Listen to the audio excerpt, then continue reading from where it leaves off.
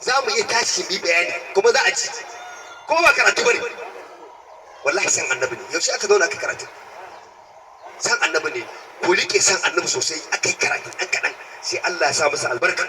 Sai kaga komi man yarda da kai yiwa fiqhu fiddini. In Allah yana san ka da alkhairi sai ya sa ka gane addini. Ba haka mai ahlari hada ba.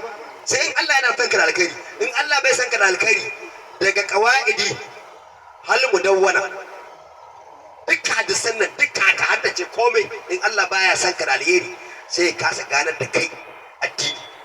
Sai kaga wani mutum wanda yake ba malami ba kawai sai ya kai magana ya ci gyaran ka saboda me baka samu sirrin muhabbar annabi ba. Za ka yi magana dole za a gane kai jahili ne. Haka ne dan Allah mai da gaske mu kama hanyar bayan Allah mu daina wasa da addini. Matasa mu yi da gaske dan Allah mu kama karatun Qur'ani mu yi da gaske dan Allah a daina zagin mu a daina mana gori. Abinda ake mana gori da shi ba ma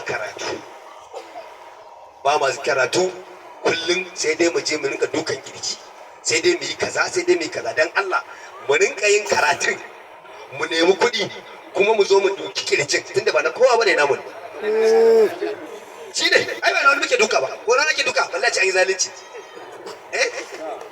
Mu nemi karatun a yi karatun a nemi kuɗi a ruwa kai asiri a kiyaye shari'ar manzan Allah.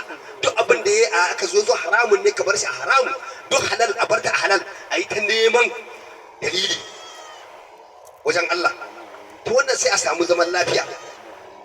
Amma wanda yake da Shehu Ibrahim kaga ana mishi gori wallahi bai san kansa ba, wallahi bai san kansa. Wayayye Shehu Ibrahim sakafatu Ibrahim.